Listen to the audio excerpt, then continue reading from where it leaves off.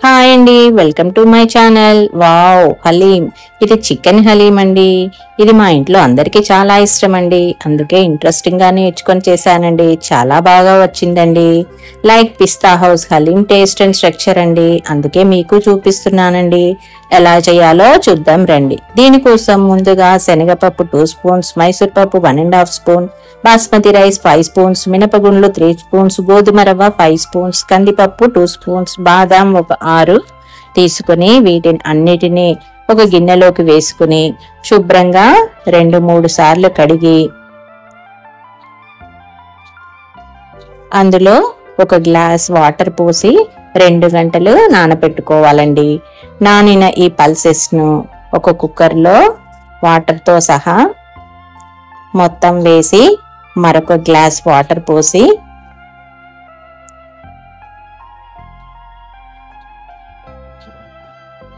5 whistles వచ్చేంత వరకు ఉడికించుకోవాలండి.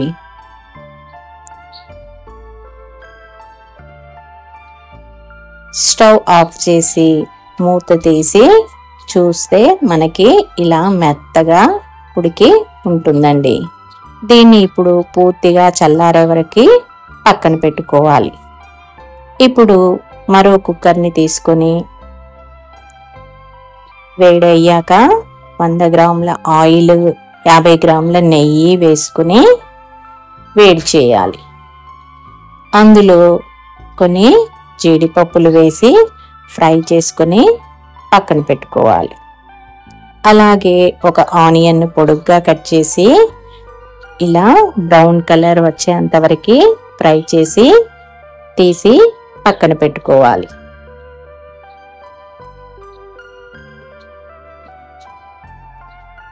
ఇప్పుడు ఒక ఆనియన్ చిన్న ముక్కలుగా కట్ చేసి ఇదే ఆయిల్లో వేసుకుని ఫ్రై చేసుకోవాలి. అందులోనే ఒక స్పూను అల్లం పేస్ట్ కూడా వేసుకుని ఫ్రై చేసుకోవాలి. దీనికోసం నేను చికెన్ని 250 గ్రామ్స్ తీసుకున్నానండి. ఇది శుభ్రంగా కడిగి ఇందులో వేసుకోవాలి. దీన్ని 5 నిమిషాలు కలర్ మారేంత వరకు ఫ్రై అయ్యాక 2 స్పూన్స్ ఉప్పు, 2 స్పూన్స్ పసుపు, 2 స్పూన్స్ కారం వేసి 2 నిమిషాలు ఫ్రై చేసుకోవాలి. ఫ్రై అయ్యాక 2 బగారా ఆకులు, 4 లవంగాలు, చిన్న దాల్చిన చెక్క ముక్క, 2 యాలకులు వేసి 2 నిమిషాలు ఫ్రై అవ్వాలి.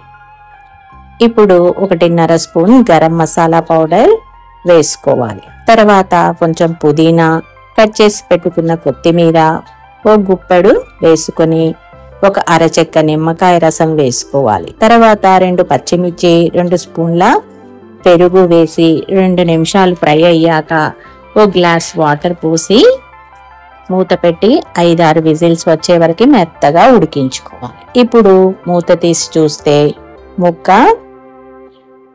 మనకి ఇలా మెత్తగా ఉడికి ఉండాలి. ఇప్పుడు ఇందులోని పై ఆయిల్ ఒక 2 గరిటెలు తీసి పక్కన పెట్టుకోవాలి. తరువాత అందులో ఎసరంతా వేరు చేసి పక్కన పెట్టి ముక్కలను మెత్తగా ఇలా పప్పు రుద్దకర్ర లేదా మీ దగ్గర స్మాషర్ ఉంటే దానితోనైనా స్మాష్ చేసుకోవచ్చు. ఇలా ముక్కలు మొత్తం పూర్తిగా నలిగేంత వరకు 20 నిమిషాలు ఇలా మెదుపుతూనే ఉండాలండి. ఎంత మెదిపితే మనకి హలీం అంత బాగా వస్తుందండి.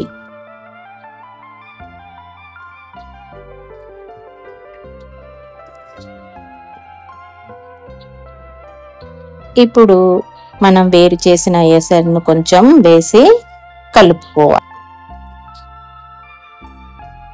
ఇలా కలిపాక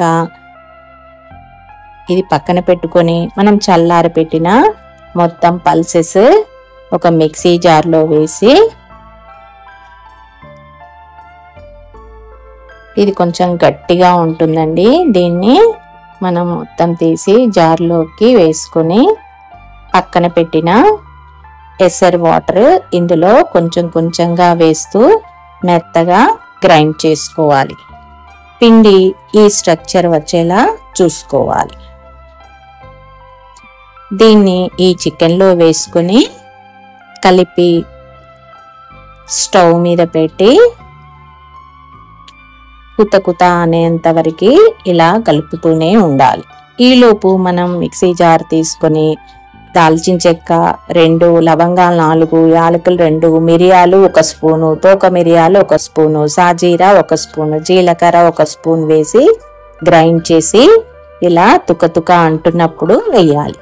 కలుపుకుంటూ కొంచెం పుదీనా, కొంచెం కొత్తిమీర వేసి 10 నిమిషాలు ఇలా కలుపుతూ ఉడికించుకోవాలి. మళ్ళీ ఒక చెక్క నిమ్మరసం కూడా వేసుకుని మరో 5 నిమిషాలు కలుపుకుంటూ ఇప్పుడు మనం వేయించి పెట్టుకున్న ఆనియన్స్ వేసుకొని నెయ్యి వేసుకొని ఉడికించాలి.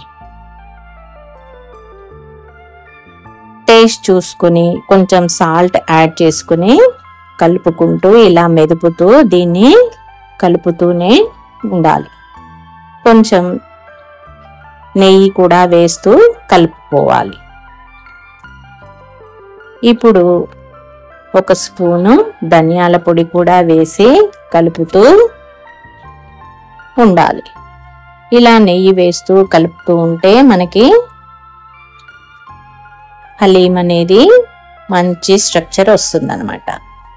ఇప్పుడు కొన్ని గులాబీ రేకులను కూడా యాడ్ చేసుకొని నెయ్యి వేసుకుంటూ మెదుపుతూ ఉండాలి.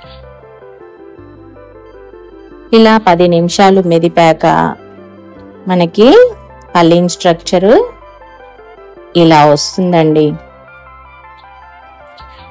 దీన్ని ఒక 3 నిమిషాలు సిమ్లో ఇలానే వదిలేయాలి. అప్పుడు మనకి చివర్ల నుండి ఇలా ఆయిల్ బయటకి వస్తూ ఉంటుంది. అంతేనండి, మన హలీం రెడీ అయినట్లే. ఇలా పాన్ కంటుకోకుండా ఉంటుంది. ఇదండి పిస్తా హౌస్ హలీం స్ట్రక్చర్. ఇలా రావాలి. దీన్ని మనం సర్వింగ్ బౌల్లోకి తీసుకుని మనం పక్కన పెట్టుకున్న ఆయిల్ను ఇలా పైన కొంచెం పోసుకొని వేయించి పెట్టుకున్న ఆనియన్స్, కొంచెం పుదీనా ఆకులు, జీడిపప్పు వేసుకొని నిమ్మకాయ ఎగ్ పెట్టుకొని తింటే అబ్బా సూపర్ టేస్టీగా ఉంటుందండి. ఇంకెందుకు ఆలస్యం, ఇంత సూపర్ టేస్ట్ డిష్ ను మీరు ట్రై చేసి ఎలా వచ్చిందో కమెంట్ చేయండి. ఈ వీడియో మీకు నచ్చినట్లయితే please like, share and subscribe.